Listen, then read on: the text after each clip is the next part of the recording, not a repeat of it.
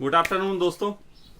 आज आपके बीच महत्वपूर्ण प्रश्न को लेके, और हमेशा प्रश्न मेरे ही संबंध में होते हैं, कभी तुम लोग भी कटघरे में खड़े हो जाओ, हमेशा मुझे ही खड़ा कर लिया जाता है। खैर, सखा परिवार के ऊपर कुछ बातें थी। इसको एक लड़के ने प्रश्न के रूप में भेजा, मुझे भी लगा एक अवसर है कि इस पे बात की जाए। लेकिन मैं चाहता हूं कि आज मैं इस पे डिटेल से बात कर लूं, आज तक के अनुभव के संबंध में, आज तक की बातों के संबंध में, जितना ये एक्सपेरिमेंट से जो चीज़ें निकल के आई हैं। तो फिर मैं रिपीट उसके आंसर नहीं दूंगा। अगर भविष्य में कभी कुछ नया होगा, बदलेगा, तो तब की बात तब करेंगे, लेकिन रिपीटली आंसर मैं आगे नहीं दूंगा, क्योंकि अब मैं बहुत जल्द ही ये सब चीज़ें पैकअप कर रहा हूँ। क्वेश्चन बहुत हो गए, मैंने ज़िंदगी में बहुत दिए। अब मैं धंधे की तरफ बोलूँगा। अब मुझे आगे की व्यवस्था करनी है। अब तुम लोगों के क्वेश्चनों के आंसर बहुत दे दिए। तो फिलहाल सबसे पहले जो चीज़ें हैं, आप क्वेश्चन सब पढ़ ही चुके होंगे जो क्वेश्चन लिखा हुआ है। तो नया कुछ शुरू करते हैं, जिसपे बहुत से क्वेश्चन ऐसे हैं जो लोगों ने के आए, कुछ क्वेश्चन ऐसे हैं जो यहाँ के बच्चों ने बनाए, कुछ क्वेश्चन मैंने इस तरीके से निर्माण किए कि जो लोगों के क्वेश्चन होते हैं लेकिन साहस नहीं करते पूछने का, तो मैंने ही उसको निर्माण किया। तो कुल मिला के ये 10-12 क्वेश्चन आए हैं। तो सबसे पहले तो ये है कि ये सखा परिवार है क्या, ये सखा परिवार क्या है और इसकी परिकल्पना कहां से आई। अभी 4-5 दिन पहले आप सबको पता है कि मैंने एक बहुत भावुक सा वीडियो डाला था। लोगों को लगा कि शायद मैं डिप्रेशन में हूं, कुछ हूं। वो बहुत लोगों के दिल को छुआ, किसी को अच्छा लगा, किसी ने कहा दुनिया में सबसे अच्छा वीडियो तो आपका यही था, बाकी तो सब बकवास थे। किसी ने भी कहा स्वामी जी इतना दुखी आपको कभी नहीं देखा। अपने अपने मत। लेकिन मेरी जिंदगी का हमेशा से एक ही प्रश्न रहा, और वो ये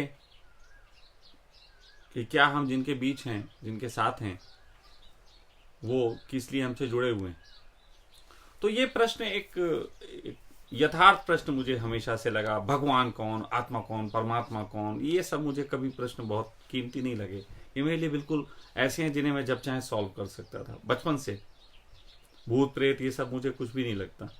मुझे जो प्रश्न लगते थे वो प्रश्न यही थे कि इंसान को एक इंसान के साथ एक ऐसी मैत्री में देखना जहाँ पे एक संबंध भी हो और कोई संबंध ना हो, बिना संबंधों का संबंध।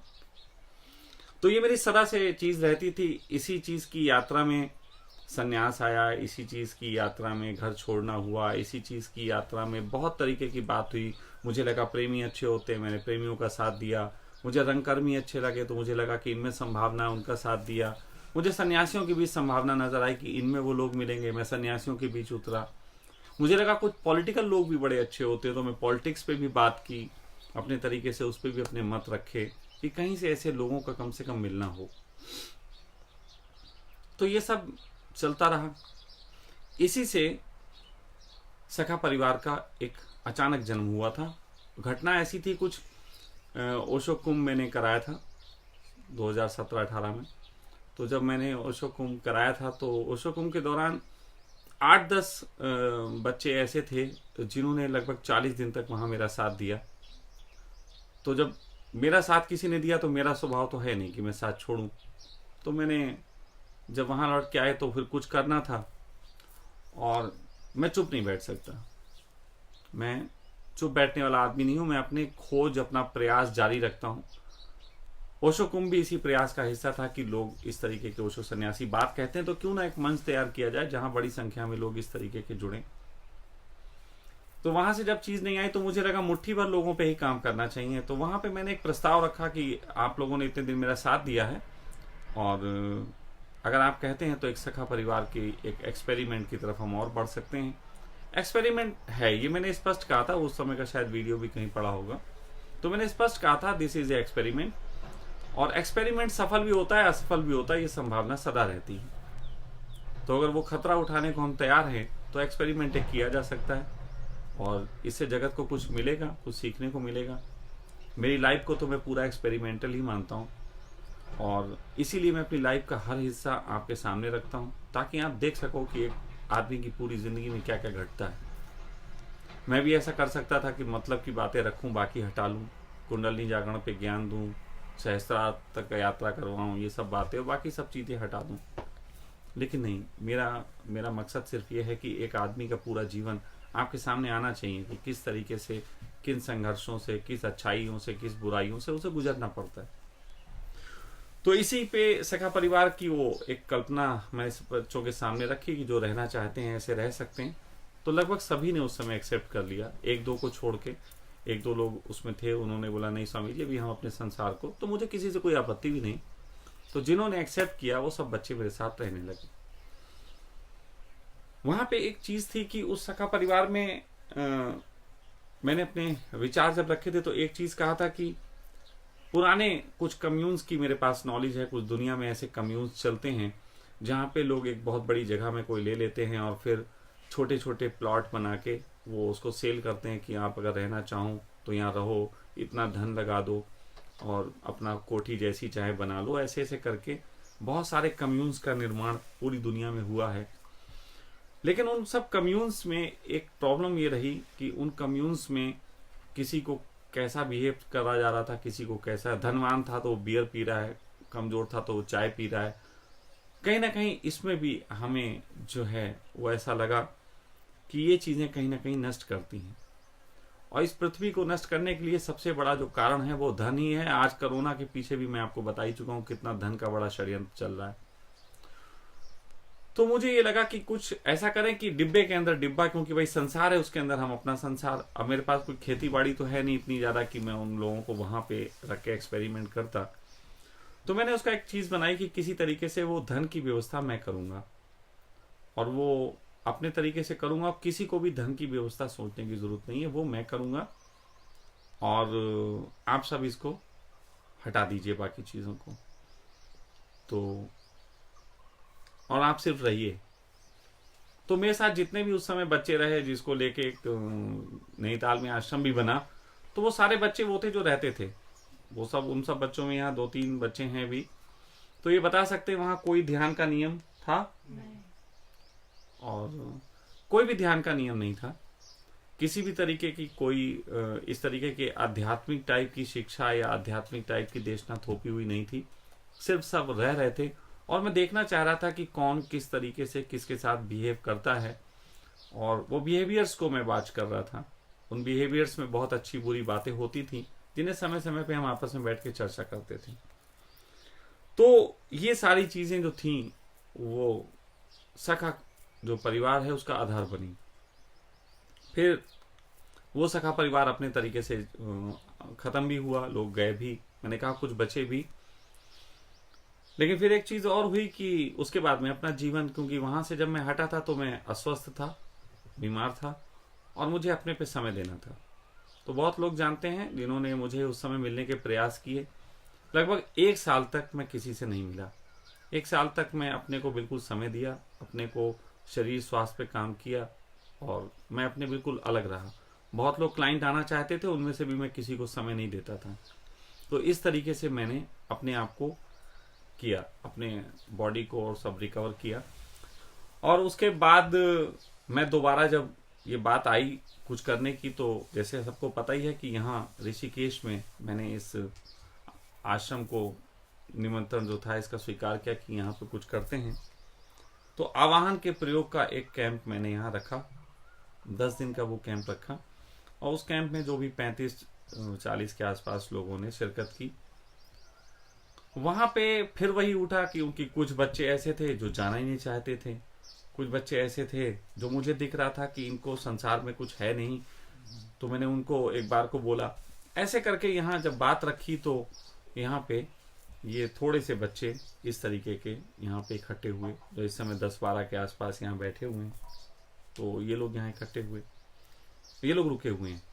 अब इसको भी लोग सखा परिवार के नाम से बुलाते हैं, लेकिन मैं ये कह रहा हूं कि एक्सपेरिमेंट चालू है, अभी चल रहा है, एक्सपेरिमेंट चालू है। कोई इसमें सर्टेन कोई चीज निकल के नहीं आ रही है कि ये सर्टेन चीज मैं आपके सामने परसूं, और शायद सर्टेन कभी निकल के भी नहीं आएगी। पूरी जिंदगी एक्सपेरिमेंट चलेगा, लेकिन मैं जारी रखूंगा इसको इस ढंग से और ढंग से, किसी ढंग से मैं उसको करता रहूंगा। एन केन प्रकरण मैं अपना प्रयास करता रहूंगा, क्योंकि उस दिन भी जब मैंने ये प्रश्न उठाया था कि दुनिया में कोई आदमी ऐसा हो जो मेरी लाश को भी अपने साथ रख सके बिना किसी संबंध के, तो सच कहें तो ये क्वेश्चन इतना बड़ा था कि मुझे उम्मीद नहीं थी कोई मिलेगा ऐसा, लेकिन अगले दिन बहुत सारे लोगों ने मुझे उस तरीके का निमंत्रण दिया। तो मुझे इस जगत के प्रति अभी भी वो आस है कि जैसे लोग मैं ढूंढता हूं वो मिलेंगे, वो कहीं ना कहीं हैं। बस वो कैसे मुझ तक पहुंचे इसका मुझे आयोजन करना है, और वो मुझ तक कैसे पहुंचे इसका आयोजन उन्हें भी करना है। तो उन्हीं सबके बीच की ये चर्चा है। और तो सखा परिवार की परिकल्पना इसी चीज से आई कि संबंध रहित संबंध कैसे स्थापित हों और कुछ लोग अच्छे से रह सकें। और समाज में जितने भी मनुष्य हैं इनके संबंध में सभी लोगों का एक अनुभव रहा है कि मनुष्य एक सामाजिक प्राणी है, ये समूह में रहता है। निश्चित ही ये मैं भी मानता हूं कि मनुष्य एक सामाजिक प्राणी है। आनंद को भी जान लिया अगर बुद्ध ने अकेले रह के एक दूर हटके, तो लौट फिर के वो फिर समाज को आए, एक नए समाज के निर्माण करने आए। हर व्यक्ति ने अपने तरीके से समाज को निर्माण करने की कोशिश की। तो सखा परिवार ऐसा ही एक्सपेरिमेंट है जैसे आश्रम था, जैसे किसी ने कम्यून कहा, जैसे किसी ने और तरीके के समाजों का निर्माण किया। तो ये भी एक उसी प्रकार का एक कंसेप्ट है, वैसा नहीं लेकिन उसी प्रकार का, क्योंकि हम सब सामाजिक प्राणी हैं, हमें संग में रहने की आदत है। और ये कोई बुरी बात नहीं है, किसी के साथ रहना ये बुरी बात नहीं है। अकेले बहुत लोग हैं जो रह सकते हैं बिल्कुल अकेले, बहुत लोग ऐसे हैं अकेले नहीं रह सकते, और बहुत लोग ऐसे हैं जो अकेले रह सकते हैं। लेकिन दोनों के अपने क्राइटेरिया सिद्ध कर लिए। मैं ऐसा चाहता हूं कि एक ऐसा व्यक्ति जो अकेला भी रह सकता है और दूसरों के साथ भी पूरी मैत्री से रह सकता है, और ये दोनों कॉम्बो जिसके अंदर हैं वो असल में सखा परिवार में रहने योग्य है। दोनों कॉम्बो, जो अकेले रहने की सामर्थ्य रखता है, स्वयं में पूरा है, पूरे तरीके से अपने तरीके से एकांत को अनुभव कर सकता है, और साथ ही साथ दूसरे के साथ मैत्रीपूर्ण व्यवहार कर सकता है। निजता और प्रेम, निजता और मैत्री, ये दो कंसेप्ट जो हैं, वो कंसेप्ट को पूरा करने वाला ऐसे व्यक्ति की खोज में करता हूं। तो इसमें अब कुछ प्रश्नों का शुरुआत होती है। सबसे पहला इसमें प्रश्न है कि सखा परिवार में जो लोग रहते हैं उनका जीवन क्या, वो किस तरह से रहेंगे। पहली बात तो यह है कि ये कोई नियम कानून का खेल तो है नहीं। यहाँ कोई इस तरीके के नियम कानून नहीं बने हुए हैं कि सखा परिवार में ऐसे जीना है वैसे रहना है। जैसे हम राह पे चलते हैं, हम इतना एक मैप बना सकते हैं कि हमें फला जगह जाना है, इतनी दूरी तक हमें यात्रा करनी है, लेकिन हम ये नहीं तय कर सकते कि कहाँ पे पहुंच के हमें ब्रेक मारना है, या रास्ते में कहाँ पे कौन आदमी, कौन कुत्ता, कौन स्त्री, कौन गाड़ी सामने आएगी तो हमें क्या बिहेव करना है, ये हम पहले से नहीं तय कर सकते।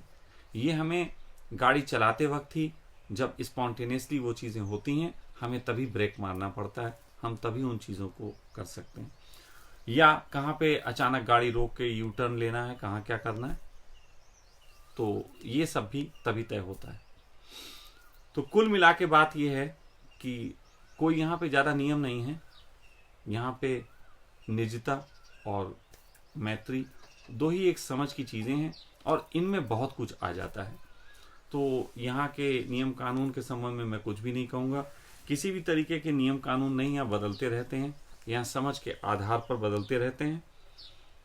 तो नियम कानून के संबंध में सिर्फ इतनी बात। दूसरा है, आपके साथ जो लोग रह रहे हैं उनका भविष्य क्या। कोई भविष्य नहीं, अंधकार, गड्ढे में गिरोगे, खाई है आगे, मरोगे, और कोई भविष्य का कोई वादा नहीं। भविष्य का वादा एक लालच है। मैं आपको कोई लालच नहीं देना चाहता, कोई भविष्य का वादा नहीं। हाँ, दिल में बड़ी तमन्ना है, दिल में बहुत लोगों के बहुत कुछ ख्याल उठते हैं, करने का भाव उठता है, लेकिन मैंने देखा जैसे ही मैं उसको कह दूं सामने वाले के अंदर वो एक लालच बन जाता है। तो इसलिए मैं उस चीज़ को कहता नहीं। ये एक हिडन है, ये प्रसाद बरस रहा है, किस पे कैसे बरसेगा वो कोई नहीं जानता। तो कुल मिला के ये है कि अगर कोई व्यक्ति ये सोचता है कि भविष्य उसका कुछ सिक्योर या कुछ ऐसा होगा, तो वो गलत सोच रहा है। ये सखा परिवार में ऐसा कुछ भी नहीं है, ना ऐसा कुछ होने वाला है। किसी का कोई भविष्य नहीं। जो अपने संसार में रहते हुए अपने भविष्य की हर तरीके की दुर्गति देख चुके हों, उनके लिए ये एक जो एक्सपेरिमेंट चल रहा है, वहां पे निमंत्रण होता है, लेकिन निमंत्रण का अर्थ ये नहीं है कि मेरी अटकी। कई लोग पूछते हैं, स्वामी जी आप बताओ कब आना है। नहीं भाई, मैं नहीं बताता, मेरी कोई अटकी नहीं। फिर कुछ लोग पूछते हैं स्वामी जी मैं आना चाहता हूं, प्लीज मुझे बताइए कब आए। तो अभी तो आना तो तुम चाहते हो, लेकिन अभी तो सुन लो पहले ना, बातें कितनी खतरनाक खतरनाक यहाँ होने वाली हैं। अभी तो प्रश्न बड़े खतरनाक हैं आगे, पहले तो सोच लो। तो पहली बात तो कोई सिक्योरिटी नहीं, कंप्लीट इनसिक्योरिटी, एक कंप्लीट इनसिक्योरिटी। इसमें कोई तय नहीं, कोई पता नहीं। हाँ, यहां पे रहने वाले और कम से कम मैं अपनी बात कर सकता हूं, हटा दो सबको। मेरे अंदर निजता भी है और मेरे अंदर मैत्री भी है, और जब तक मेरे अंदर मैत्री का भाव है, मैं कम से कम अपने निकट रहने वाले को परेशान नहीं कर सकता, ना देख सकता हूं। तो मैं मैक्सिमम प्रयास करता हूं, ये मेरे अपने तरीके से चीजें। हाँ, लेकिन सामने वाला सोचे कि इनके अंदर तो मैत्री अब यही निपटाएं, तो मैत्री के साथ ही निपटाई जा सकती है। शत्रुता के साथ भी मैत्री निपटाना मुझे आता है, वो फिर थोड़े अलग ढंग हो जाते हैं। तो कुल मिला के मैत्री आओ, मैत्री करो, मैत्री से रहो। मैं इतनी समझ रखता हूं कि किस आदमी के साथ क्या सलूक किया जाना चाहिए। और अगर आपको मेरे संबंध में ही ये शक है तो फिर तो भूल जाइए, फिर तो यहाँ क्या आपका फायदा आने से। तो अगला प्रश्न है, आश्रम में रहते हुए आप अपनी पारिवारिक जिम्मेदारी निभाते हैं, और फिर आश्रम में रहते हुए शिष्यों की पारिवारिक जिम्मेदारी का क्या? ये भी वही बात है। कई लोगों को ये लगता है कि स्वामी जी तो अपनी पारिवारिक जिम्मेदारी निभा रहे हैं, अपनी बेटी बच्चों के लिए भी शादी भी कर रहे हैं और सब कर रहे हैं, और हम यहाँ सब कुछ छोड़ के आके बैठ जाएं। तो पहली बात बताओ, हमने तुमसे कहा छोड़ के बैठ जाओ? किसी से भी कहा छोड़ के बैठ जाओ? आप अपनी समझ से आए, अपनी समझ से आपने स्वीकार किया रहना, अपनी समझ से लोग चले भी जाते हैं। मैंने कभी कहा कि आप पारिवारिक जिम्मेदारी छोड़ के यहाँ हो? हाँ, इतना जरूर है कि अगर पारिवारिक जिम्मेदारी आपकी है और तब भी आप यहाँ आते हो तो एक दिन भागोगे, ये निश्चित है। इसीलिए एक शब्द है जिसको मैं पूछता हूं, और वो ओशो कम्यून में भी पूछा जाता था, और वो शब्द है पारिवारिक जिम्मेदारियों से विमुक्त। यदि आपका परिवार आपके ऊपर डिपेंड है और आपके आने से उसकी डिपेंडेंसी खोती है, तो ऐसे व्यक्ति को मैं यहां प्रवेश नहीं दूंगा। तो यहां पे इस समय जितने भी लोग बैठे हुए हैं, एक बस हस्बैंड वाइफ बैठे हैं, उनकी मैं बात अभी नहीं करूंगा, है ना, अभी वो प्रयोग में चल रहे हैं। लेकिन यार बाकी जितने भी लोग बैठे हैं, क्या आप में से, जैसे नीलकमल आप बोलो, क्या आपकी कोई पारिवारिक जिम्मेदारी है? नहीं, पापा है, संभालते हैं। नहीं है, पापा संभालते हैं सब? हाँ। ठीक है। दिव्या तुम्हारी कोई है पारिवारिक जिम्मेदारी? नहीं। तुम्हारी नहीं थी?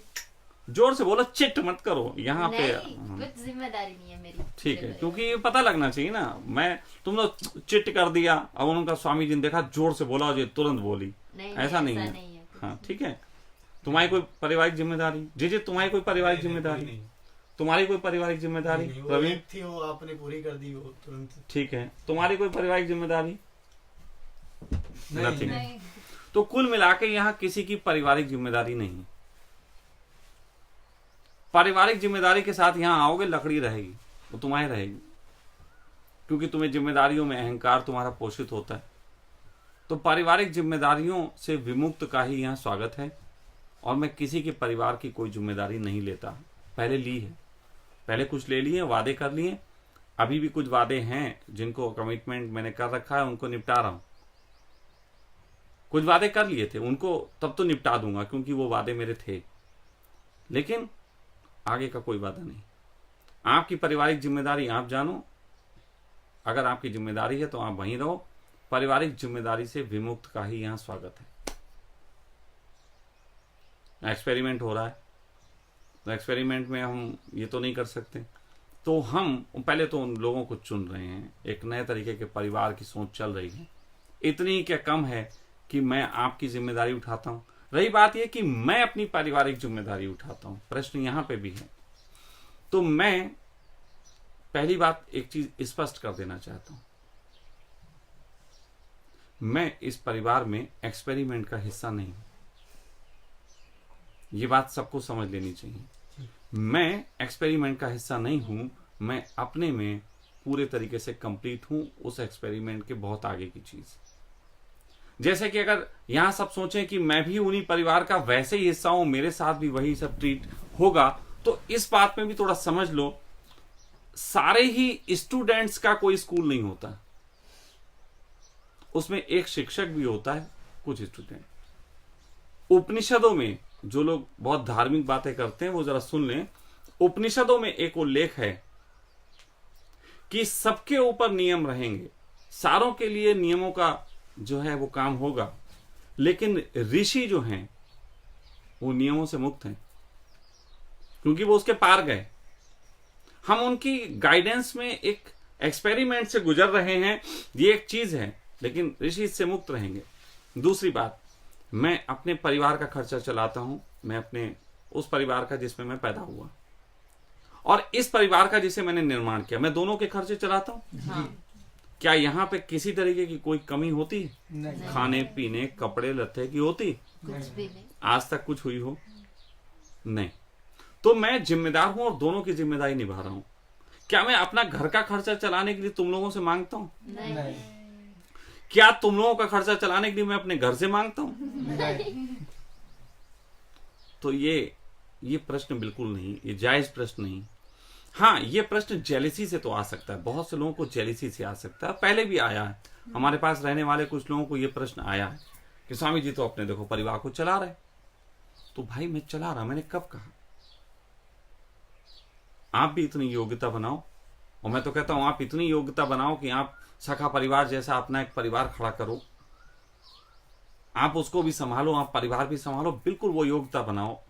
लेकिन आप सोचो कि अब यहां रहते हो तो आपके घर के खर्चे भी हम भेजें, पहले कर चुके हैं लेकिन अब नहीं होने वाला, क्योंकि उससे भी बदतमीजियां हुई हैं। कुछ लोग इसीलिए आ गए कि चलो अब खर्चा मिलेगा हमें। बताओ यार, हद हो गई, ये तो लालच हो गया। आप यहां फिर आए नहीं उस चीज के लिए। तो ये जो चीज है इसको मैं बिल्कुल सिरे से नकारता हूं कि मैं इस एक्सपेरिमेंट का हिस्सा हूं। नहीं, मैं इस एक्सपेरिमेंट का हिस्सा नहीं हूं, मेरी गाइडेंस में ये एक्सपेरिमेंट हो रहा है, इसलिए मैं अपने आप को इससे बाहर रखता हूं, बिल्कुल स्पष्ट, बिल्कुल स्पष्ट। और हां, एक चीज और बता दूं, मेरे साथ जब पहली बार इस परिवार की परिकल्पना की बात हुई थी तो मेरे साथ सहयोगी के रूप में दिव्या थी।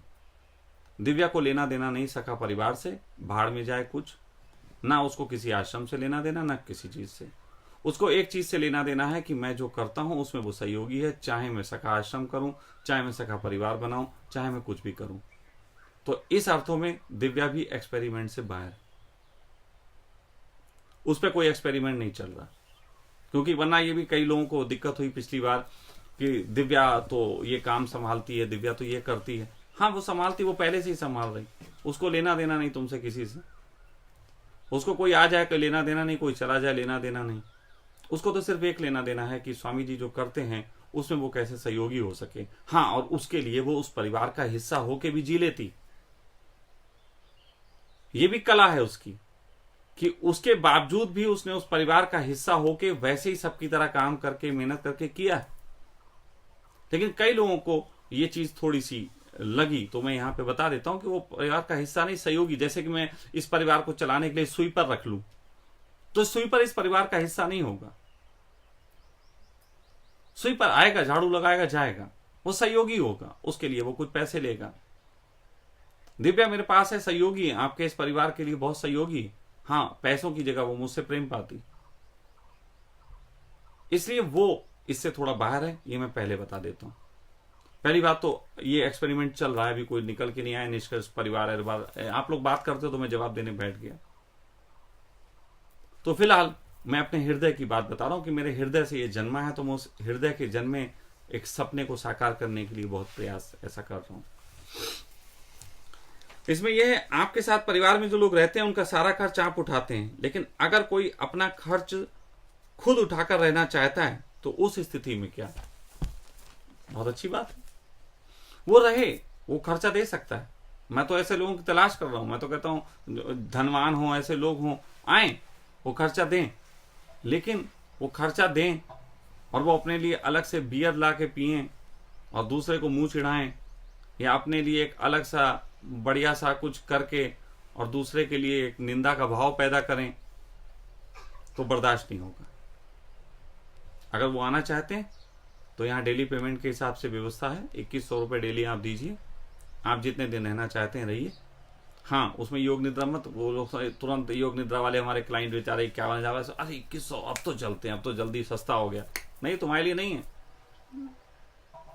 वो। आओ 2100 रुपये, यहाँ घूमो फिरो, झाड़ू लगाओ, पानी दो पौधों में, खाना ना बनाओ, खाओ पियो मौज करो, बस सिर्फ इतने के लिए 2100 रुपये,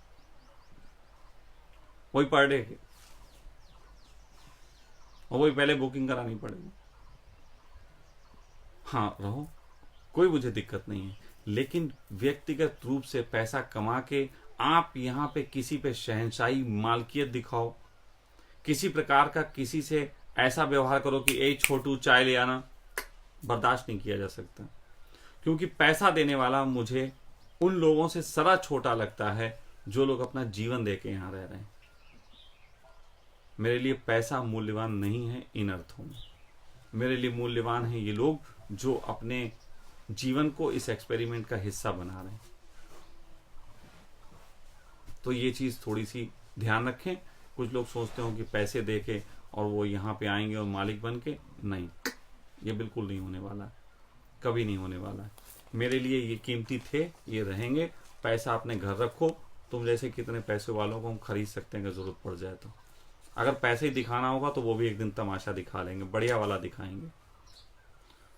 तो फिलहाल एक और प्रश्न है, अगर परिवार छोड़कर कोई जाता हो तो उस स्थिति में उसकी आर्थिक स्थिति वो कैसे संभालेगा, क्योंकि वो सामाजिक स्तर पर कटा हुआ। बिल्कुल सही बात है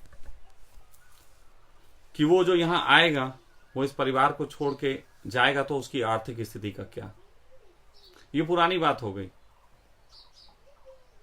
अब तो नई बात यह है, जैसे मैं कह चुका हूं कि एक गहनतम खाई की तरफ तुम कूद रहे हो। जो इस रिस्क को भी लेने को तैयार हो कि जिस दिन यहां से निकलेंगे उस दिन पूरे फकीर होंगे, उनका स्वागत है। लेकिन यहीं पे एक प्रश्न और जोड़ देता हूं, यहीं पे एक प्रश्न ये जोड़ देता हूं कि कुछ लोग होंगे जो ये बात सुन के कि जब जाना चाहेंगे चले जाएंगे, और स्वामी जी तो उसे बुलाते हैं जो पूरी जिंदगी के लिए आए। तो पहली बात तो पूरी जिंदगी बुलाने का भाव क्यों है? वो जो आदमी जहां है वहीं पूरा जी सकता है, ये भाव होता है पूरी जिंदगी का भाव। मैं कई जगह फ्लैट चेंज कर करके रहा, सब जानते हैं जब मैं रहता था तो ऐसे रहता था जैसे पूरी जिंदगी यहां रहना है। मैं उसको बनाता, सजाता, संवारता, सब कुछ करता। लेकिन जिस दिन जाने का होता उस दिन छोड़ के जाता, फिर पलट के नहीं देखता, वहां सब कुछ छोड़ देता। ऐसा बहुत कुछ किया, आश्रम तक छोड़ दिया, लेकिन रहा तो ऐसी रहा जैसे पूरी जिंदगी यहीं रहना है। तो इसलिए मैं कहता हूं उस भाव का सम्मान है जो पूरी जिंदगी के भाव से आता है। फिर जिस दिन वो जाता है तो वो चला जाए, फिर वो ये ना सोचे दोबारा एंट्री होगी, घूम घाम के आ जाए, नहीं, फिर वो पूरा जाए। लेकिन इस बीच एक और प्रश्न है, वो ये कि लोग ये सोच रहे होंगे कुछ लोग कि चलो यार सखा परिवार में कहें कि हम पूरी जिंदगी के लिए आ रहे हैं, थोड़े दिन मौज लेंगे, मस्ती लेंगे, हो सकता है कोई लड़की पट जाए, हो सकता है कुछ वहां पे और मजे आ जाएं, और उसके बाद चले आएंगे। क्या है यार, हमारा क्या यहाँ पे फंसा हुआ है, हमने यहाँ लगाया क्या, झोला लेके गए, झोला लेके वापिस। तो आज की तारीख में इस कमरे में, इस आश्रम में जो भी लोग उपस्थित हैं, उनके अलावा दो लोग और जो यहां से अभी गए हुए हैं, इतने लोगों के अलावा इनमें से जा तो सकते हैं। ये तालाब से जाने का तो सीन इनके दिख जाएगा, लेकिन फिर वापिस आने का नहीं दिखेगा इस परिवार में। और इनके अलावा आज के बाद इस आश्रम में अगर कोई आके अपना समय गुजारना चाहेगा तो उससे मैं एक मुश्त मोटी रकम लूंगा, एक मुश्त। वो उसकी हैसियत के हिसाब से हो सकती है और ज्यादा ही होगी, मतलब उसकी हैसियत जितनी, अगर किसी की 10 लाख की हैसियत है तो मैं 9 लाख मांग लूं। तब यहां पे आओ, वादा करो पूरी जिंदगी का, तब लगाओ, फिर बीच में जाओ, झोला उठाओ, जाओ, देखें कौन करता है। तो ये चालाकी वाले जो लोग आते हैं वो यहाँ खराब करने आते हैं माहौल को, इसलिए इनको रोकने के लिए मुझे फिल्टर देना पड़ रहा है। मुझे कोई फिर कह रहा हूं पैसे के लिए नहीं, लेकिन नियम ये रखना पड़ रहा है। कुछ लोग आ जाते हैं फोकट में, आए स्वामी जी 3 दिन के लिए मौज करने आए, 3 दिन में वो उन्होंने सबको अपनी यहाँ वॉमिट कर दी, अपनी अपनी लकड़ी कर दी। 3 दिन में सबके व्हाट्सएप नंबर, फेसबुक आईडी सब अपना मित्र बना लिए। मित्र शब्द कितना आसान हो गया, लोग मुझे मित्र बना लेते हैं। लोग कहते स्वामी जी हमने पहले इनको सखा को मित्र बनाया, अब छोड़ दिया।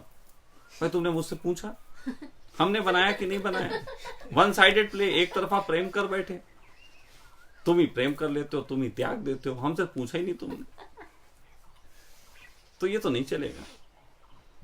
तो यहाँ पे इस तरीके के मक्कार लोगों को रोकने के लिए, फिल्टराइजेशन के लिए अब ये व्यवस्था रहेगी कि जो आना चाहता है पहले बातचीत करे, उसके बाद मैं उससे एक मुश्त मोटी रकम लूंगा, वो कितनी भी हो सकती है, और उसके बाद ही यहाँ प्रवेश करने दूंगा जो पूरे तरीके से आना चाहेगा। हाँ, उसके अलावा यहाँ जो लोग आ सकते हैं वो होंगे जो कि ध्यान के लिए आना चाहेंगे, बीच बीच में कैंप्स होंगे, या यहाँ पे डेली की जो व्यवस्था है उसके हिसाब से जो आना चाहेंगे वो पेड करेंगे, रहेंगे और उतने दिन में जाएंगे। साथ साथ जो लोग हैं डिप्रेशन, एंजाइटीज, इस तरीके के जो पेशेंट्स हैं और भी, तो वो पेशेंट्स अपने तरीके से आएंगे, उनका पेमेंट होता है, वो देंगे, जाएंगे, और वही सब खर्चे हैं जो यहाँ से चलाए जाते हैं। तो कुल मिला के ये बात ध्यान रखें, इसी प्रश्न के साथ जोड़ दी, नहीं तो कहीं भूल हो जाती तुम लोगों से। क्योंकि अभी कहीं अब तुम्हारा मन पक जाता थोड़ा सा, मेरी बात सुनते सुनते मन में गुदगुदी उठ जाती, चालाकियां आ जाती, और उसके बाद तुम उसको फिर बाद में इस प्रश्न का उत्तर देता तो तुम लोगों को धक्का लगता। तो वो धक्का थोड़ा कम लगे इसलिए पहले दे दिया कि अभी अभी किल्ला फूटा था, अभी दबा दिया। तो ये चीज थोड़ी सी ध्यान कर। उसके बाद जो प्रश्न है हमारे, जिसने लिखा ना उसने ऐसे करके उल्टा लिखा, मतलब ऐसे करके पलटी आती है कि उसने उल्टी लिखी है। तो उसने पहले उर्दू स्कूल में पढ़ा हुआ है ना, वो क्या कौन सा चल रहा है आजकल, वो जो कोरोना फैला रहे हैं जकात वाले, पता नहीं मकात वाले, वो उन्हीं के साथ रही हुई है, जमात वालों के साथ रही हुई है, तो उसने उल्टा लिखा उर्दू। कोई बात नहीं। अब इसने लिखा कि सखा परिवार का नियम कौन निर्धारित करता है?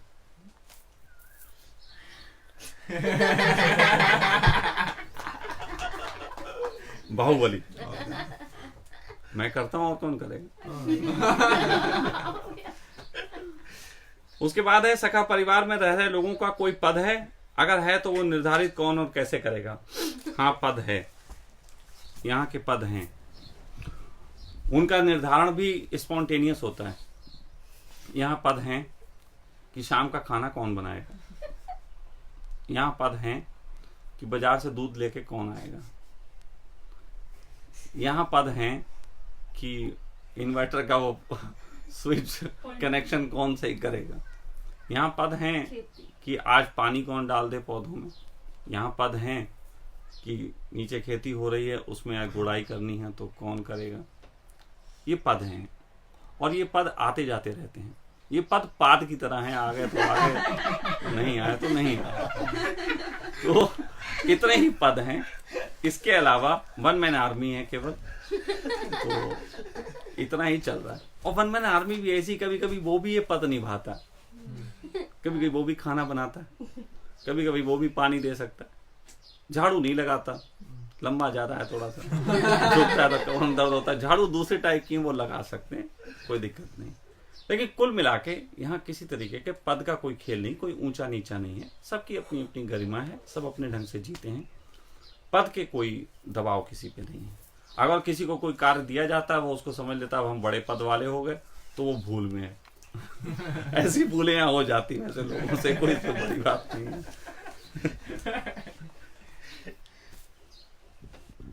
ये क्वेश्चन बड़ा बढ़िया है, इसी का तो इंतजार कर रहे होगे तुम लोग।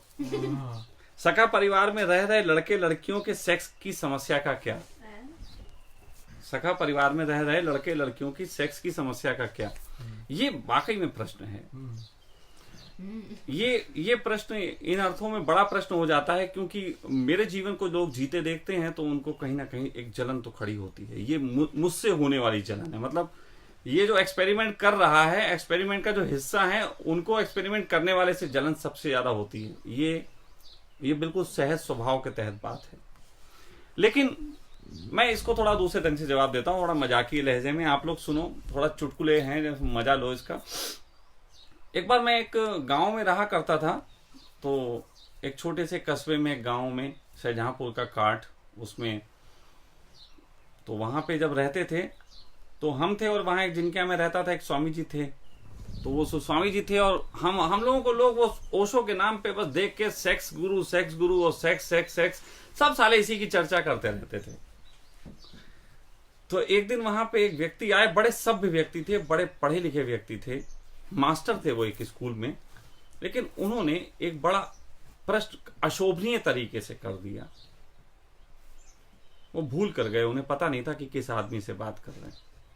उन्होंने आके मुझसे प्रश्न किया कि स्वामी जी हमारे को कोई जुगाड़ कराई दो सबके बीच। अब यहां पे मैं कुछ अनुचित शब्दों का प्रयोग करूंगा, तो जिनके बच्चे हों वो हटा लें, जिनके 18 साल से कम उम्र के जो लोग हैं वो हट जाएं, थोड़ा उन बच्चों को भेज दो, बेटा बिस्कुट ले आओ, ये ले आओ, वो ले आओ, भेज दो। तो उन्होंने जब ये प्रश्न किया तो मैंने उन्हें उत्तर दिया। मैंने कहा स्वामी जी वो आज आपने देखा होगा, वो जो है राजेंद्र को देखा होगा आपने वहां पे ट्रैक्टर चलाते सुबह।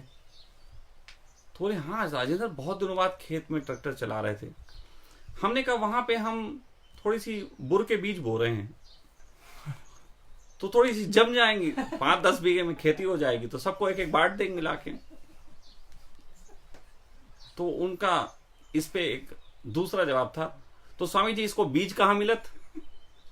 हमने कहा आप ही की माँ बहनों से मांग लाए, और कहां से बीज लाएंगे, कहां से लाएंगे बीज? आप ही की माँ बहनों से मांग लाए हैं बीज, वही बोए हैं।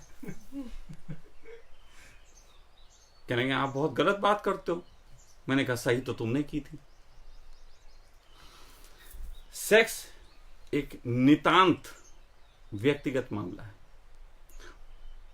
समाज ने आज तक रोटी कपड़े मकान को इंपॉर्टेंस दी और बहुत समझ के बाद ये निकल के आया 3 चीजें मूलभूत जरूरतों में होती हैं, रोटी कपड़ा और मकान। रोटी कपड़ा और मकान की मैं जिम्मेदारी लेता हूं, आपके रहने की, रोटी की और कपड़े की। सेक्स बड़ा निजी मामला है। निजी मामला 2 अर्थों पे। एक तो सेक्स को आदमी जीना चाहता है शारीरिक स्तर पे, कि एक आदमी के अंदर कामुकता उठी, स्पर्म्स का दबाव है और उसके अंदर स्खलन की बहुत तेजी मांग है। अगर शारीरिक रूप से उसको ये दबाव है तो उसके लिए मास्टरबेशन वो अपना करे, उसके लिए हमारे आश्रम में किसी को दिक्कत नहीं है, कहीं पे भी कोई कर सकता है, और नदी के किनारे घूम फिर के पहाड़ चांद तारों को देख के जैसे चाहे कर लो। दूसरा होता है कि किसी के साथ भावात्मक तल पे भी वो अटैच होके इसको जी पाए। तो यदि आश्रम में किसी को किसी के साथ रहते हुए इस तरीके का भावनात्मक अटैचमेंट होता है तो निश्चित ही उसका स्वीकार होगा। लेकिन अगर उसके लिए वो जबरदस्ती प्रयास करेगा तो वो बदतमीजी में गिना जाएगा। जैसे कुछ लोगों का स्वामी जी ने तो कह दिया तो लाइन मारना शुरू, कल से किसी का भी हाथ पकड़ लो, किसी से भी बोलो, क्योंकि यहां तो खुला स्वभाव नहीं, इसको बदतमीजी में गिना जाएगा और उस आदमी को बाहर का रास्ता पुलिस द्वारा दिखाया जाएगा। चाहे आदमी हो चाहे औरत, उसको बाहर का रास्ता दिखाया जाएगा बढ़िया वाला, क्योंकि वो एक उसने समझा नहीं मैं कहना क्या चाह रहा। तो अगर किसी को सहज रूप से घटता है तो मुझे कोई आपत्ति नहीं है, और ऐसा इस आश्रम में हुआ भी है। अभी तक लोगों को प्रेम हुआ है और उसमें किसी को कोई आपत्ति नहीं। लेकिन वो प्रेम अगर आपका किसी दूसरे के ऊपर किसी प्रकार का आरोपण या झंझट का कारण बनता है, लड़ाई झगड़े का कारण बनता है, तो ऐसे में उन दोनों प्रेमियों को यहां से जाने को कहा जा सकता है। ये भी एक बात है। वो लोग अपनी उस निजता को अपनी जिम्मेदारियों के साथ जहां चाहें मर्जी होके जी सकते हैं, हमें कोई आपत्ति नहीं है, लेकिन हमें तरीके से जीने दो। तीसरी चीज ये हो सकती है कि अगर कोई व्यक्ति ऑनलाइन आजकल बड़ी व्यवस्था है ना कि कमरे में बैठ के और दुनिया से अटैच हो गए, अगर कोई लड़का या कोई लड़की उन लोगों का ऑनलाइन कोई मित्र बनता है और वो इतनी समझ से भरा हुआ है कि इस परिवार का हिस्सा भी हो सकता है और साथ साथ वो उसके साथ व्यक्तिगत रूप से अपना जीवन जीना चाहता है, तो थोड़ी सी परीक्षा उसकी भी होगी, जैसे कि सखा परिवार में होती है। और लोगों की वो परीक्षा होगी, लेकिन अगर वो परीक्षा से गुजरता है, वो पात्र है, तो फिर एक दिन बाद मैं कह सकता हूं कि मैं खुद मोहर लगाऊंगा कि हाँ ये परिवार का हिस्सा है और ये चल सकता है और इसकी जिम्मेदारी मैं लेने को तैयार हूं। तो ये एक थोड़ी सी बात है। सेक्स के संबंध में बहुत स्पष्ट मैंने ये कह दिया। अगर इसमें किसी के और कोई संदेह होंगे, हमारे बीच होंगे, तो मैं इस पे आगे किसी दिन बात कर लूंगा, और अगर आप लोगों में हो तो प्रश्न भेज सकते हो। फिर एक है, सखा परिवार में रहते हुए भी कोई शादीशुदा जोड़ा क्या जीवन जी सकता है? अगर हाँ तो वो कैसे संभव है? पहली बात तो बहुत मुश्किल है कि शादीशुदा जोड़ा यहाँ पे इस व्यवस्था को अच्छे ढंग से जी पाए, क्योंकि शादीशुदा जोड़ा केवल जोड़ा ही है तो मैं एक्सेप्ट कर लूंगा। अगर वो शादीशुदा है और प्रेम में एक दूसरे के साथ है, मैं एक्सेप्ट कर लूंगा। उसके बच्चे हैं, वो भी एक्सेप्ट कर लूंगा। लेकिन उसकी सामाजिक मूर्ताएं, सामाजिक झंझट, सामाजिक ज्ञान मैं एक्सेप्ट नहीं करूंगा। मैं इतना तक तो एक्सेप्ट कर सकता हूं कि वो लोग अपने यहाँ उसी तरीके से रह सकते हैं, लेकिन ऐसा जोड़े बहुत कम पाए जाएंगे। इस समय हमारे परिवार में एक जोड़ा है, लेकिन वो परिवार में जोड़ा ऐसे ही है कि इस आश्रम से शुरू से जुड़ा हुआ था, तो वो यहाँ पे हैं, लेकिन उनके मनोभाव कई तरीके के यहाँ पे होते हैं, विचलित होते हैं, सब होते हैं। और मैं समझता हूँ, मैं इसमें ना अच्छा ना बुरा दोनों के बीच रखता हूँ, लेकिन मैं ये जानता हूँ वो मनोभाव इस एक्सपेरिमेंट के लिए खतरनाक हैं, इस एक्सपेरिमेंट को तबाह कर सकते हैं। और अगर वो ये मनोभाव को दबा दबा के लंबे समय तक इस एक्सपेरिमेंट का हिस्सा बने रहते हैं, तो वो एक दिन अपने सामाजिक जीवन को भी नुकसान पहुंचाएंगे। इस एक्सपेरिमेंट को तो पहुंचाएंगे, सामाजिक जीवन को भी पहुंचाएंगे। तो ऐसे में मैं उनको हमेशा सलाह देता हूं, वो दोनों यहीं बैठे हुए हैं, मैं हमेशा एक सलाह देता हूं कि तुम दोनों हो सके तो प्रेमी हो जाओ, तुम दोनों हो सके तो एक अलग अलग निजता को उपलब्ध हो, और उसके बाद तुम दोनों के बीच प्रेम रहे, मुझे कोई आपत्ति नहीं। लेकिन जैसे पति पत्नी का झंझट होगा, पति पत्नी एक दूसरे पे कब्जेदारियां और पति पत्नियों के जो होते हैं, अगर वही सीन रहे तो निश्चित ही ये एक गंभीरता और प्रॉब्लम का विषय है। क्योंकि ये जिस तरीके का समाज आप जीते हैं वो समाज एक अलग टाइप का है, और जिस तरीके का यहाँ मैं एक प्रयोग कर रहा हूँ ये एक अलग टाइप का है। तो इनमें इतना मतभेद है, एक तरीके से इस एक्सपेरिमेंट में ही मतभेद है कि समाज इसको बर्दाश्त नहीं कर सकता, और यहाँ पे रहने वाले लोग समाज को बर्दाश्त नहीं कर पाएंगे। तो ये चीज़ है, एक नए समाज की स्थापना तो होगी, लेकिन वो बहुत आगे की बात है, अभी वो कोई जल्दी में नहीं है, उसके लिए भी बहुत समय लगेगा। जब एक नए समाज को हम मैसेज दे पाए सोसाइटी को, वो एक आगे का बात है, आगे का एक सपना। तो कुल मिला के इसके आगे का एक प्रश्न है, अगर कोई व्यक्ति थोड़े समय के लिए सखा परिवार का माहौल अनुभव करना चाहता है तो क्या वो संभव है? इसका मैं उत्तर दे चुका हूं। अगर कोई व्यक्ति यहाँ के अनुभवों को एक्सपेरिमेंट करना चाहता है, अनुभव में लेना चाहता है, तो वो आए, उसके लिए वो अपना यहाँ पे बुकिंग कराए, और उस बुकिंग में जो प्रोसेस है उसको कंप्लीट करे तो सहजता से आ सकता है। मुझे ऐसी कोई दिक्कत नहीं है, मुझे ऐसा नहीं है, बल्कि मैं तो एक कोशिश में हूँ कि कुछ समय बाद ऐसा हुआ, अगर संभव हुआ तो मैं यहाँ के पूरे आश्रम में कैमरे लगवा दूंगा, और वो कैमरे हर एंगल से होंगे, और हर एंगल का 24 घंटे लाइव चलेगा। आप अपने घर बैठ के देखो इस सखा परिवार में क्या क्या बेवकूफ़ी चलती है। फिर तो कोई किसी वक्त कहीं आश्रम के कोने में मास्टरबेशन कर रहा हो तो वो भी देख लेना, है ना। और अगर कोई किसी को प्यार यार कर रहा है, किस्सी कर रहा है, वो भी देख लेना। मैं कितना क्रोध करता हूँ, कितना बदतमीज हूँ, वो भी देख लेना। मैं चाहता हूँ देखो, मैं तो चाहता हूँ कि देखो, सब चीज देखो, तुम्हें पता लगनी चाहिए कि संसार है क्या। आजकल नेटफ्लिक्स देखते हो, मुझे वो अच्छा लगता है। नेटफ्लिक्स में क्या अच्छा है, जैसे नेटफ्लिक्स में इतना अच्छा है कि पहले हिंदी फिल्मों में, दूरदर्शन में और नेटफ्लिक्स का अंतर सिर्फ इतना है, दूरदर्शन में एक लड़का लड़की ऐसे करके पास आते हैं, ऐसे के पास आते हैं, और जैसे ही पास आते हैं 2 फूल आ जाते हैं, ऐसे ऐसे करके खुलने लगते हैं। नेटफ्लिक्स में ये व्यक्ति आते हैं, पास आते हैं, पास आते हैं, पास आते हैं, पास आते हैं, फिर ये दोनों आपस में हिलने लगते हैं। इतना अंतर। अब बताओ कि 2 व्यक्तियों के पास आने से क्या 2 फूल हिलते हैं? नहीं हिलते। तो जो 2 व्यक्ति हिलते हैं आप उन्हीं को देखो। तो मैं चाहता हूं कि नग्न को उसी स्तर पे देखा जाना चाहिए, और इन्हीं अर्थों में मुझे बिग बॉस बहुत अच्छा लगता है। तो एक चीज ये पूछिए कि सखा परिवार के माध्यम से आप लोगों को क्या संदेश पहुंचाना चाहते हैं? मेरे दिल की सुनोगे तो मैं अपने दिल की बताऊं, लेकिन तुम लोग क्या देखना चाहते हो वो तुम अपनी जानो। फिलहाल मैं अपने दिल की बता दे रहा हूं। मैं सखा परिवार के माध्यम से सिर्फ एक ही संदेश देना चाहता हूं, हर परिवार को देना चाहता हूं। हर परिवार में हर आदमी, लड़का लड़की, माँ बाप, भाई बहन, जितने भी कैरेक्टर्स हैं, रोल्स, उन रोलों की जो परिभाषा दी हुई है सोसाइटी ने, मैंने उन परिभाषाओं को अमल में लाते 100% जीते लोग नहीं देखे किसी भी परिवार में। जैसा बाप एक कहा जाता है होता है, ऐसा नहीं देखा। जैसा एक बीवी कही जाती है बिल्कुल 100% ऐसी नहीं देखी। जैसा एक पति कहा जाता है 100% बिल्कुल नहीं देखा, मैंने नहीं देखा। और इस कारण मैं कहता हूं तुम्हारा समाज एक नर्क हो गया। मेरे इस परिवार का सिर्फ उद्देश्य इतना है कि हम एक लोगों तक संदेश पहुंचा सकें कि जहां पे थोड़े से लोग बिना किसी भेदभाव के, बिना किसी झंझटों के, बिना किसी बहुत ज्यादा सुख सुविधाओं के, जबकि कोशिश मेरी सब सुख सुविधाओं की, लेकिन फिर भी तो उस कंडीशन में ये होना चाहिए। तो वो जो बातें हैं वो इतनी सी हैं कि एक जगत को लगे कि ऐसे भी जिया जा सकता है। और मैं गहरे में जानता हूं समाज का और परिवार का एक बहुत गहरा कारण था बसाने का। समाज और परिवार का अर्थ था कि जहां पे हर व्यक्ति एक दूसरे की चेतना को खिलने में उपयोग करे, इसको हम समाज कहते हैं, परिवार कहते हैं।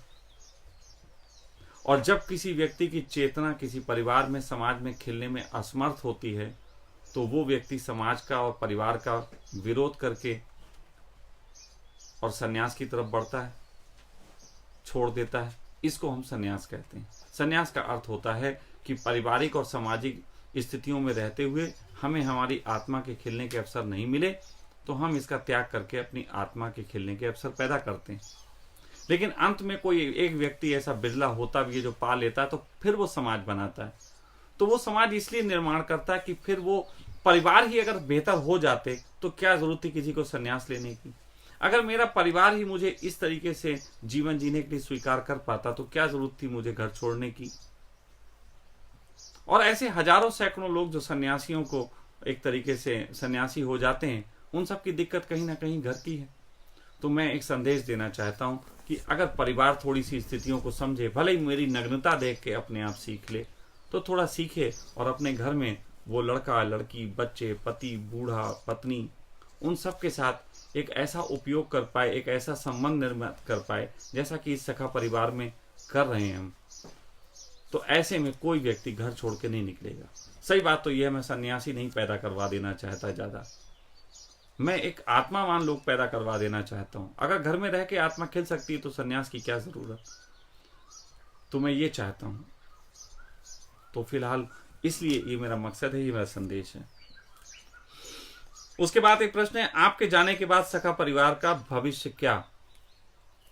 तो जब मैंने उनको यहां बुला के किसी भविष्य का सपना नहीं दिखाया तो मेरे जाने की इतनी बात क्यों। फिलहाल एक बात पक्की है, मैं यहां जिस तरीके की शिक्षा दे रहा हूं, मैं गारंटी से कह सकता हूं, गारंटी से, यहां पे इस शिक्षा में जो पला बढ़ा वो दुनिया के किसी भी कोने में रह सकता है। हाँ, हो सकता है वो थोड़ा धन कम कमाए लेकिन कम धन में आनंदित होगा।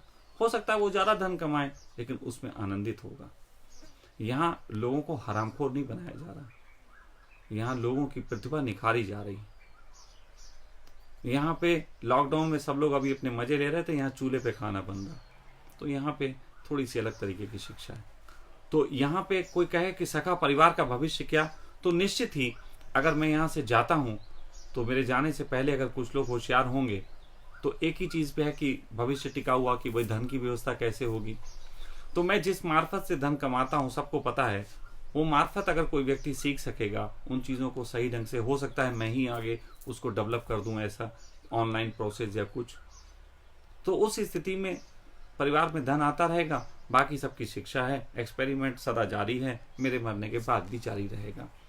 तो कोई उसमें भविष्य का बहुत सवाल नहीं है, एक्सपेरिमेंट का सवाल है, अंदर की चाह का सवाल है कि कौन कितना करना चाहता है।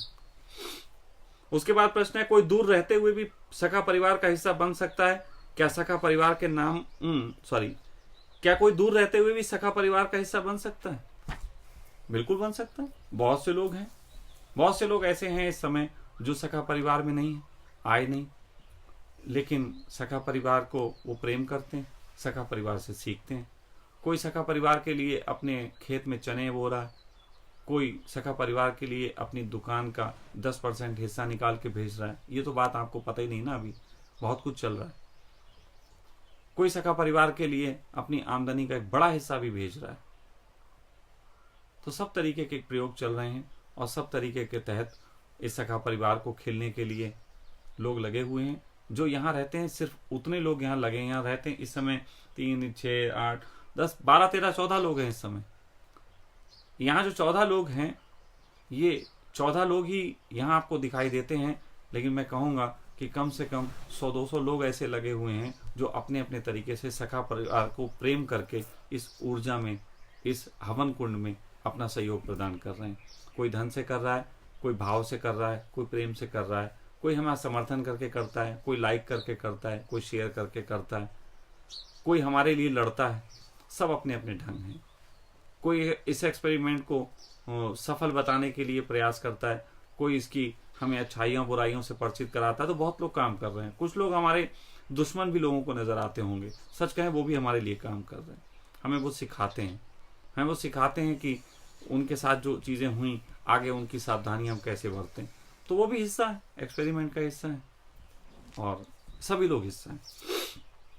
अंतिम प्रश्न ये मैंने स्वयं लिखा है, इसलिए लिखा है क्योंकि ये प्रश्न दबे दबे बहुत लोगों के अंदर उठता है और लोग मुझसे फेसबुक पे या कहीं ऐसे क्वेश्चन करते हैं, पूछते हैं, उठाने की कोशिश करते हैं।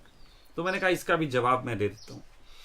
तो प्रश्न है, क्या सखा परिवार के नाम पर आप अपने लिए गुलाम इकट्ठे कर रहे हैं? क्योंकि कोई अपना विरोध करे तो आप उसे निकाल देते हैं, ऐसे देखा है। देखो, ना मैं सखा परिवार के नाम पे अपने लिए गुलाम इकट्ठे कर रहा हूं और ना मैं सखा परिवार के नाम पे विरोधी इकट्ठे कर रहा हूं। जो गुलाम बनेगा मैं उसे भी निकाल दूंगा। और ये यहां रहने वाले जानते हैं कि अगर वो यसमैन टाइप की हरकत करते मुझे अच्छी नहीं लगती। मुझे बहुत गुस्सा आती है इस टाइप की कि मुझसे कोई डर के रहे। मुझे इस चीज से भी गुस्सा आती है कि कोई डर के रहे। अब आप कहोगे एक तो गुस्सा दिखा रहे हो, डर पे भी, हाँ तो क्या करें, वो समझ ही नहीं रहे। मैं इतना प्यार कर रहा हूं, उन्हें दिखाई नहीं दे रहा। तो अगर कोई डर के रहता है और खुद को गुलाम बनाने की तरफ प्रेरित करता है, मैं एक दिन उसको निकाल दूंगा। और अगर कोई यहाँ बदमाश बन के रहता है और उसे लगता है बस हमारी कमियां ही हमें दिखाएगा, तो उसे तो मैं सबसे पहले निकाल दूंगा। क्योंकि ये दोनों अति हैं। गुलाम बन जाना अति है और विरोध भी अति है। मैं अतियों से फेवर नहीं करता, मैं किसी भी अति के पक्ष में नहीं हूं। अब आप कोई सोचे कि सखा परिवार गुलामों को तो रख लेते हैं, विरोधियों को निकाल देते हैं। गुलाम भी विरोधी जैसे, विरोधी भी गुलाम जैसे। गुलाम वो हैं जिन्होंने अपनी आत्माएं बेच खाई। बेची किसे? बेची किसे ये तो समझो। बेची समाज को। क्योंकि अगर कोई गुलाम यहां बन के रह सकता तो वही रह सकता है जो इनसिक्योरिटी फील करे, जिसे लगे सखा खाने को दे देते हैं इसलिए रहे। तो वो यहां इनसिक्योरिटी जो फील कर रहा है, तो इनसिक्योरिटी मैंने नहीं दी, इनसिक्योरिटी तुम्हारी समाज ने दी। वो समाज से ऐसा सीख के आया इनसिक्योर रहना। उसने अपनी आत्मा वहां बेची। तो जिसने अपनी आत्मा बेची उसे तो मैं अपने पास नहीं रखूंगा। और दूसरा, जिनको कहते हो विरोधी, विरोधियों ने भी तो आत्मा बेची। कहां बेची? स्वामी जी तो सेक्स करते हैं। सेक्स गलत किसने बताया? तुम्हारे समाज ने। स्वामी जी तो हुक्का पीते हैं। किसने बताया गलत? तुम्हारे समाज ने। तो एक आत्मा बेच देता है और एक गिरमी रख देता है। एक गिरमी और एक बेची, दोनों में बहुत अंतर नहीं। तो मैं दोनों लोगों को निकाल दूंगा, नहीं रखूंगा। और मुझे गुलाम नहीं चाहिए। मैं तो सीधी सी बात कहता हूं, 1.25 लाख से एक लड़वा। आप लोगों को आज एक जानकारी दे देता हूं। मैं एक कंपनी चलाता हूं, ऐसा सबको नॉलेज है, स्पिरिचुअली जीनियस प्राइवेट लिमिटेड, है ना नॉलेज आपको? मैं उसका एमडी, और मैंने गुलाम बना के रखा हुआ। जैसे लोग कहते हैं हमने दिव्या गुलाम बना के रखा हुआ। आप लोगों को जानकारी देते हैं, मैंने वो कंपनी छोड़ दी, रिजाइन दे चुका हूं, और दिव्या उसकी पूरी ऑनर है। आप सोचो, ये अगर गुलाम बनाना कहते हो तुम लोग, तो फिर तो तुम्हारी समझ का मैं क्या करूं। तो बात ऐसी है कि इस आश्रम में सबसे ज्यादा इनसिक्योर पर्सन अगर कोई हो सकता है, सबसे ज्यादा इनसिक्योरिटी में जीने वाला, तो वो मैं हूं। क्योंकि मुझे हर समय इन बच्चों की चिंता है, मुझे हर समय इस चीज का भाव है कि इनके लिए कोई कमी ना रह जाए, मुझे आश्रम के निर्माण का भी भाव है, मुझे आश्रम में रहने वालों के अंतस निर्माण का भी भाव है। और अगर उस भाव में मैं कहीं पूरा नहीं उतरता हूं तो मैं अपने को मुंह नहीं दिखा सकता। तुम लोग तो दूसरे को मुंह की बात करते हो, मैं तो अपने को मुंह नहीं दिखा सकता। तुम लोग तो फिर भी किसी दूसरे से नजर मिलाओगे जो दूर कहीं है, मैं तो रोज जिस आईने का सामना कर रहा हूं वहां नहीं खड़ा हो सकता। तो सबसे ज्यादा तो इनसिक्योरिटी में मैं जीता हूं। और जो आदमी इतनी इनसिक्योरिटी में जीता हो वो अपने निकट गुलाम इकट्ठे करके अपनी इनसिक्योरिटी और नहीं बढ़ाएगा। मेरा बल तब और बढ़ेगा जब ये लोग यहां इतने मजबूत होंगे कि मैं अपने कमरे से भी ना निकलूं और ये लोग पूरी यहाँ की व्यवस्था को और हर चीज को समझ जाएं और कई दिन तक ना निकलूं और सब कुछ बेहतर चलता रहे।